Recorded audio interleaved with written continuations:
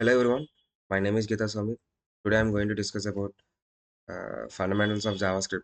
As JavaScript is a programming language, scripting language in general, it consists of variables, data types, functions, and their scope, condition statements, looping statements, etc. And we will see the in-depth exploration of all these language capabilities and best practices.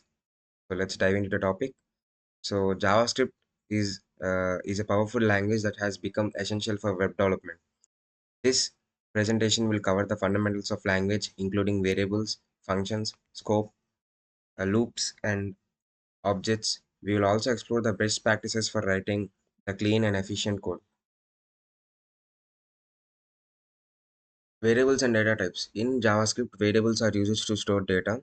Not only in JavaScript, in any programming language, the variables are used to store data. They can hold different data types such as strings, numbers, booleans, and it's important to understand how to declare and assign variables as well as how to use operators to manipulate them. In JavaScript, there are variables called number, uh, undefined, string, symbol, begin, boolean, etc. There are generally seven variables, seven data types, and we will use in coming JavaScript lessons. So functions and scopes. Functions are the key component of JavaScript. They allow you to encapsulate a code and use it. The main advantage of function is reusability of the code. So it is not necessary to write the code for every time. When we allow a function to perform certain code, whenever we call the function, it performs the action, and it improves the efficiency and the throughput of the program. It's important to understand how the function scope and how to pass arguments to functions. We will also explore arrow functions and closures. Arrow function generally in JavaScript, the function is defined by using a function keyword. In-depth JavaScript consists of arrow functions, closures, etc., in which we are going to learn in the coming classes. So control flow and loops.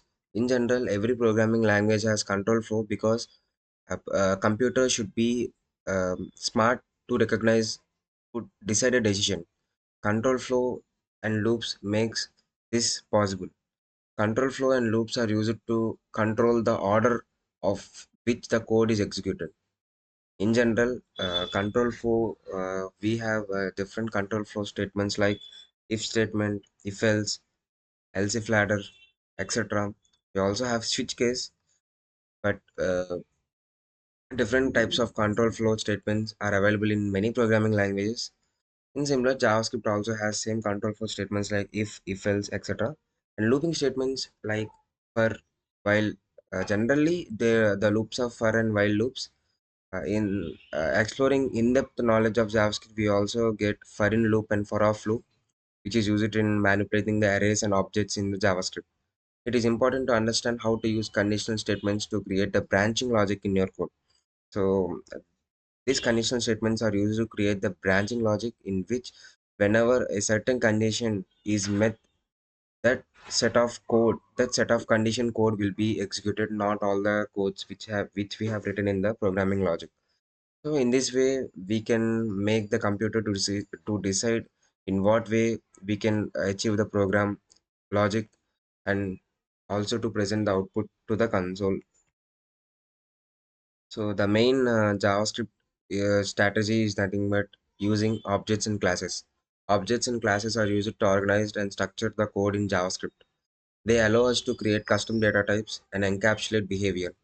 We will explore how to create, use, and objects and classes, as well as how to use inheritance and polymorphism.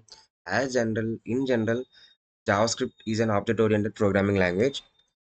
As object-oriented programming language, JavaScript contains of classes and objects. We will also you learn how to declare the objects and classes in coming lessons. When we also discuss about the relationship between the classes like inheritance, polymorphism, etc. in the coming classes. In conclusion, the mastering the fundamentals of JavaScript is essential for any web developer. By understanding variables, functions, control flow, and objects, you can write clean and efficient code. Remember to follow the best practices such as commenting your code and using descriptive variable names. So thank you for attending the presentation.